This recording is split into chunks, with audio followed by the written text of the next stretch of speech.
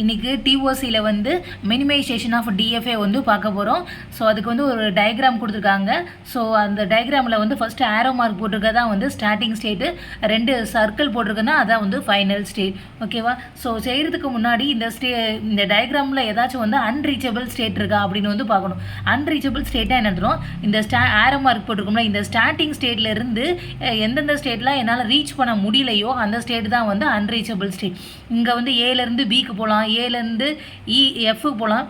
இப்போ ஏலேருந்து எஃப் போய் எஃப்லேருந்து ஜி போய் ஜியிலேருந்து கூட ஈக்கு வந்து ரீச் ஆகலாம். ஆனால் டிக்கு போக முடியுமா? போகவே முடியாது. இப்போ வந்து ஏலேருந்து பி போகலாம், பியிலேருந்து சிக்கு போகலாம், சியிலேருந்து இந்த பக்கம் ஆரோ மார்க்கே வந்து போகவே இல்லை. டியிலேருந்து ஆரோ மார்க் வெளியே தான் வந்திருக்கே தவிர வேறு எந்த ஸ்டேட்லேருந்தும் ஆரோ மார்க் வந்து டிக்கு வந்து போகவே இல்லை. அதனால தான் இது வந்து டெட் ஸ்டேட் அப்படின்னு சொல்லுவாங்க, இல்லாட்டி வந்து அன்ரீச்சபிள் ஸ்டேட் அப்படின்னு சொல்லுவாங்க. ஸோ அதை வந்து ரிமூவ் பண்ணிவிட்டு மற்றதெல்லாம் வந்து எடுத்துக்கலாம். ஸோ மொத்தம் வந்து 8 ஸ்டேட் கொடுத்துருக்காங்க. அதில் வந்து டி வந்து அன்ரீச்சபிள் ஸ்டேட்னால மற்ற 7 ஸ்டேட்டை வந்து எடுத்துக்கிறோம். ஃபர்ஸ்டியாக வந்து இதுக்கு தான் வந்து டிரான்சிஷன் டேபிள் வந்து போட்டுரும். இதில் வந்து 0 1 தானே இருக்குது இன்புட் சிம்பிள், 0 1 அதை யூஸ் பண்ணி தான் வந்து ட்ராவர்ஸ் பண்ணியிருக்கனால இன்புட் சிம்பிள் வந்து 0 1. இந்த அதுக்கடுத்து ஏலேருந்து ஹெச் வரைக்கும் டியை வந்து எடுத்துட்டோம். அதுக்கடுத்து ஏபிசி இஎஃப்ஜிஹெச் இந்த ஸ்டேட் இருக்குது. ஸ்டார்டிங் ஸ்டேட்னால வந்து ஆரோ மார்க் போட்டிருக்கேன். அதுக்கடுத்து ஃபைனல் ஸ்டேட்னால வந்து டபுள் சர்க்கிட். ஒன்றும் இல்லை, இந்த இதை மட்டும் கரெக்டாக வந்து எழுதிட்டோம்னா அவ்வளோதான், 5 நிமிஷத்தில் வேலை முடிஞ்சிடும். இப்போ வந்து ஏ வந்து 0 ரீட் பண்ணி எங்கே போயிருக்குன்னு பார்க்கணும். இப்போ ஏ வந்து 0 ரீட் பண்ணி பிக்கு வந்து போயிருக்கு, அதனால தான் வந்து பி போட்டிருக்கோம். அதுக்கடுத்து ஏ வந்து 1 ரீட் பண்ணி எங்கே போயிருக்குன்னு பார்க்கணும். ஏ வந்து 1 ரீட் பண்ணி எஃப்க்கு வந்து போயிருக்கு. அது மாதிரி ஒரு ஸ்டேட்டாக எடுத்து 0 வச்சு எங்கே போயிருக்கு. இப்போ வந்து பினா, ஸோ பி வந்து 0 ரீட் பண்ணி ஜிக்கு போயிருக்கு, அது பி வந்து 1 ரீட் பண்ணி சிக்கு போயிருக்கு, அதான் வந்து ஜிசி அப்படின்ட்டு. இது மாதிரி ஒரு ஸ்டேட்டுக்கும் 0 ரீட் பண்ணி எங்கே இருக்குது வரிசையாக வந்து ஒன்று எடுத்துக்கோங்க. இந்த ஸ்டேட்டு 0 ரீட் பண்ணி எங்கே போயிருக்கு, 1 ரீட் பண்ணி, அதுக்கடுத்து மாதிரி வரிசையாக வந்து 0 இன்புட் சிம்பிளுக்கும் 1 இன்புட் சிம்பிளுக்கும் என்ன வருதுன்ட்டு ஒரு டிரான்சிஷன் டேபிள் வந்து போட்டுக்குங்க. போட்டு முடிச்சுட்டு அந்த டிரான்சிஷன் டேபிள் மட்டும் கரெக்டாக இருக்கான்னு செக் பண்ணிவிட்டு அதுக்கடுத்து இப்போ வந்து யார் வந்து starting state, so final state இதுதான் வந்து சி. அப்போ வந்து ஃபைனல் ஸ்டேட்டு வந்து சி அப்படின்னு போடுறோம். மற்ற ஸ்டேட்டு ஃபுல்லாக வந்து நான் ஃபைனல் ஸ்டேட் அப்படின்றத வரிசையாக இருக்குது. ஃபைனல் ஸ்டேட்டு சி, நான் ஃபைனல் ஸ்டேட் வந்து ஏபி இஎஃப்ஜிஹெச் அப்படின்றத வந்து எழுதிடும்.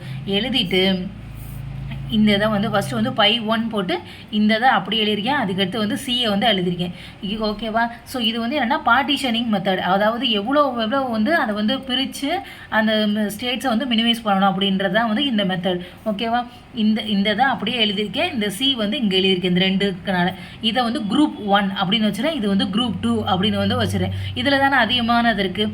ஸோ இதை வந்து பிரிக்கிறதுக்காண்டி என்ன எழுதியிருக்கேன், ஃபஸ்ட்டு வந்து இங்கே இருக்குதா ஏபின்னது ஏபிஇஎஃப்ஜிஹெச் அப்படியே வரிசையாக ஏபிஇஎஃப்ஜிஹெச், அதே மாதிரி ஏபிஇஎஃப்ஜிஹெச் இங்கே இருக்குல்ல அதை வரிசையாக அப்படியே எழுதியிருக்கேன். அதுக்கடுத்து இங்கே அப்புறம் 0 இன்புட் சிம்பிள், இங்கெல்லாம் வந்து 1 வந்து போட்டிருக்கேன்.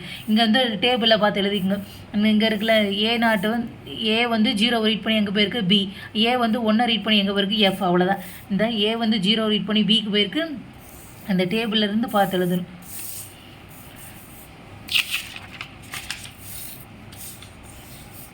ஸோ இந்த டேபிளில் பார்த்து இங்கே வருங்க, ஏ வந்து 0 ரீட் பண்ணி இங்கே இருக்கா, ஏ வந்து 0 ரீட் பண்ணி பிக்கு போயிருக்கு, அதனால் வந்து பி போட்டிருக்கோம். அதுக்கடுத்து வந்து ஏ 1 வேணுமா, ஏ வந்து 1 ரீட் பண்ணி எங்கே போயிருக்கு எஃப்க்கு போயிருக்கு, அதனால் வந்து எஃப்க்கு போயிருக்கேன். இது மாதிரி வந்து அந்த டேபிளை பார்த்து வந்து வரிசையாக வந்து எழுதிருங்க. பி வந்து 0 ரீட் பண்ணி எங்கே போயிருக்கு, பி வந்து 0 ரீட் பண்ணி ஜிக்கு போயிருக்கு, அந்த மாதிரி வந்து இந்த இதை ஃபுல்லாக எழுதிடணும். ஓகேவா? இதை வந்து எழுதி முடிச்சுட்டு 0 ரீட் பண்ணி எங்கே போயிருக்கு, 1 ரீட் பண்ணி எங்கே போயிருக்கு, இது ஃபுல்லாக எழுதி முடிச்சுட்டு இப்போ நம்மளுக்கு கிடச்சிருக்கல ஆன்சரு பிஜி இதெல்லாம் வந்து எந்த குரூப்பில் வருது. இது வந்து குரூப் 1, இது வந்து குரூப் 2, எந்த குரூப்பில் வந்து வருதுன்னு பார்க்கணும். இந்த பினா இந்த குரூப் 1க்குள்ளே வருதா, ஜி இந்த குரூப் 1, சி மட்டும் தான் குரூப் 2, அதனால் இப்போ சியில் அப்புறம் வந்து குரூப் 2 போடுவோம். இது வந்து 2ன்ற குரூப்புக்குள்ளே இருக்குது, இது வந்து 2ன்ற குரூப்பில் இருக்குது, சி மட்டும். மற்றது எல்லாமே 1 இந்த குரூப்பில் இருக்கனால இதை வந்து குரூப் 1 அப்படின்னு வந்து போட்டிருக்கேன். எஃப் வந்து குரூப் 1. இந்த மாதிரி வந்து சி வந்து செகண்ட் குரூப்னால சி இருக்க வேல்யூ மட்டும் 2 போட்டிருக்கேன், மற்றதெல்லாம் வந்து 1 போட்டிருக்கேன். இப்போ பாருங்கள், இப்போ இது பாருங்கள், இது 1 வந்திருக்கு, அதுக்கடுத்து இதுவும் 1 வந்திருக்கா, அதுக்கடுத்து இதுவும் 1 வந்திருக்கா, இதெல்லாம் வந்து சேம். இப்போ வந்து ஏவுக்கு என்னது ஏவுக்கு 1 வந்திருக்கு, அதே மாதிரி ஈக்கும் இதுக்கும் 1 1 வந்திருக்கு. ஓகேவா? செகண்ட் என்னது, ஜியை பாருங்கள், ஜிக்கும் 1 1 வந்திருக்கா. அப்போ இவங்க 3 பேரும் சேம்ன்ட்டு ஒரு குரூப்பாக வந்து போட்டுரு. ஏஇஜி அவங்க ஃபுல்லாக ஒரு குரூப். அதுக்கு அடுத்து பாருங்கள், இது வந்து பிக்கு 1 2 வந்திருக்கு. அதே மாதிரி ஹெச்சுக்கும் 1 2 வந்திருக்கா, பிக்கும் 1 2 வந்திருக்கு. அதுக்கடுத்து ஹச்சுக்கும் 1 இங்கே 1 இங்கே 2 வந்திருக்கு. அப்போ இவங்க 2 பேரும் வந்து ஒரு குரூப், பியும் ஹச்சு வந்து ஒரு குரூப். இப்போ மீதி யார் இருக்கா, ஏ பார்த்தாச்சு, பி பார்த்தாச்சு, இ பார்த்தாச்சு, ஜி பார்த்தா. அப்போ வந்து எஃப் மட்டும் தனியாக இருக்கா. அப்போ வந்து எஃப் மட்டும் தனியாக போட்டுருணும். ஓகேவா? இந்த பெருசாக இருந்ததை பிரித்து இவங்க 3 பேருக்கும் வந்து 1 1 அப்படி வருதா. அப்போ வந்து அவங்க ஃபுல்லாக சேமு. இது வந்து 1 2 வருதா, அவங்க ஃபுல்லாக சேமு. இந்த எஃப் மட்டும் 2 1 வரனால அதை வந்து தனியாக போட்டிருக்கேன். இந்த இதை பிரித்து இப்படி 3ஆக பிரிச்சுட்டேன். அதுக்கு அடுத்து வந்து என்ன போடுறோம், இந்த சி இருக்கா, அந்த சியை வந்து போட்டுரு. இன்னும் ஃபர்தராக டிவைட் பண்ண முடியுமா அப்படின்னு பார்க்குறதுக்காண்டி அதை திரும்ப ஏஇஜி வரிசையாக எழுதிருக்கேன். அதுக்கடுத்து பிஹெச் அப்படி எழுதிருக்கேன். அப்படியே மேலே இருக்கும், அதை தூக்கிட்டு வந்து அப்படியே கீழே எழுதிக்கோங்க. அந்த பிஜிஹெச் இருக்கா, அந்த பிஜிஹெச். அதுக்கடுத்து எஃப் மட்டும் வராது. எஃப் ஏற்கனவே ஒரு ஸ்டேட்டாக இருக்கனால எஃப் மட்டும் விட்டுட்டு அதுக்கடுத்து மேலே இருக்கிறத தூக்கிட்டு வந்து அப்படியே வந்து எழுதிங்க. இப்போ குரூப் நம்பர் மட்டும் தான் மாறும். ஏன்னா இப்போ வந்து இதை குரூப் 1 வச்சுருக்கேன், இது குரூப் 2 குரூப் 3. இப்போ வந்து சி வந்து குரூப் 4 வந்துருக்கு. இப்போ இந்த பின்றது எந்த குரூப்னு பார்க்கணும். ஆமாம், செகண்ட் குரூப். அதுக்கடுத்து ஹெச்ன்றது எந்த குரூப், செகண்ட் குரூப். ஜின்றது எந்த குரூப், இந்த ஃபர்ஸ்ட் குரூப்பில் இருக்கிறனால 1 போட்டிருக்கேன். அதுக்கடுத்து இந்த சி வந்து இப்போ எத்தனாவது குரூப், 4ன்ற குரூப்புக்குள்ளே வந்து வருது. இப்போ யாரெல்லாம் வந்து சேம் அப்படின்னு வந்து பார்க்கணும்.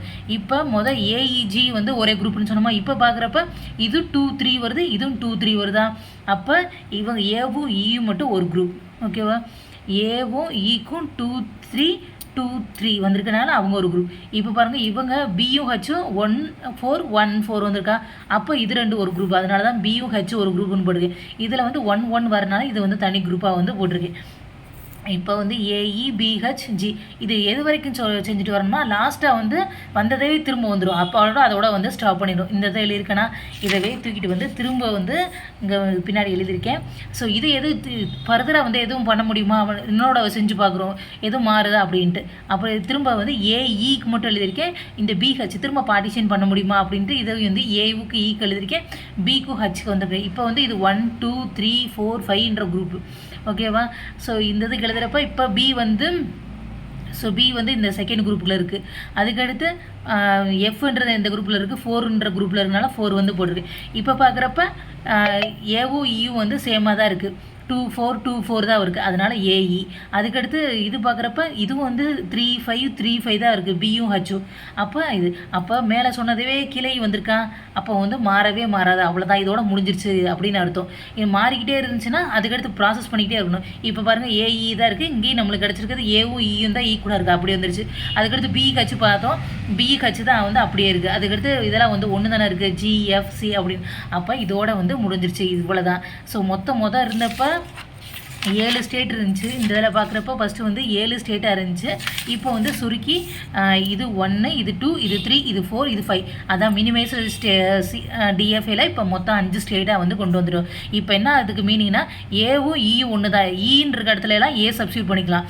பியும் ஹச்சும் சேர்ந்து ஒரு ஸ்டேட்டு தான். ஹச்சுன்ற இடத்துல பியை வந்து சப்ஸ்டியூட் பண்ணிக்கலாம். அதை தான் வந்து இங்கே எழுதியிருப்பாங்க. ஸோ இந்த டேபிளவே இந்த ஏ இருக்கா. ஸோ ஃபஸ்ட்டு ஏ எழுதுவோம். அந்த டேபிளை பார்த்துக்குங்க. ஸோ இந்த ஏ இருக்கா, அந்த ஏ வந்து அப்படி எழுதியிருக்கோம். அதுக்கடுத்து பிக்கு வந்து பி எழுதியிருக்கோம். சி இருக்கா, சி வந்து எழுதியிருக்கோம். இங்கே சி இருக்கனால இங்கே ஏ இருக்கனால ஏ எடுத்து எழுதுகிறோம். இங்கே பி இருக்கனால பி எழுதுகிறோம். அதுக்கடுத்து சி இருக்கனால சி எழுதுகிறோம். அதுக்கடுத்து இ எழுதவில்லை, ஏன்னா ஏவும் ஈயும் ஈக்குவல்னால இ வந்து எழுத மாட்டோம். அதுக்கடுத்து அது மாதிரி ஹெச்ன்றது இங்கே இ எழுதியிருப்போம், ஹெச் எழுதியிருப்போம், இங்கே எழுத மாட்டோம். இங்கே வந்து 5 ஸ்டேட் மட்டும் தான் இருக்கும். அதுக்கடுத்து இந்த டேபிளில் எஃப்பில் இப்போ ஜியில் வந்து பாருங்கள், ஜியில் வந்து ஜி இ இருக்கா, ஈயும் ஏவும் ஈக்குவல்னால இங்கே வந்து ஏ அப்படின்னு வந்து போடுவோம். இங்கே ஜியில் வந்து 0வில் வந்து என்ன இருக்குன்னா ஜியும் ஈயும் இருக்கும். இப்போ ஏவும் ஈயும் ஈக்குவல்னால இங்கே வந்து ஜியில் வந்து ஏ வந்து போட்டிருப்பேன். புரியுதா? இங்கே ஒன்றும் இல்லை, இங்கே வந்து ஈயோட ரோவையும் ஹெச்சோட ரோவையும் மட்டும் இந்த டேபிளில் இருந்து இந்த டேபிள்லேருந்து ஈவோட ரோவையும் ஹெச்சோட ரோவையும் வந்து மட்டும் எடுத்துருப்போம். ஸோ ஏன்னா அது ரெண்டு வந்து ஈக்குவல்னு சொல்லியிருந்தனால அப்படி ஏதாச்சும் ஒரு இடத்துல வந்து வேல்யூவில் வந்து ஈயும் எஃப்பும் வந்துச்சு, என்னது ஈயும் ஹச் வந்துச்சுன்னா அந்த இடத்துல ஏபின்னு வந்து சப்ஸ்டிட் பண்ணுவோம், அவ்வளோதான்.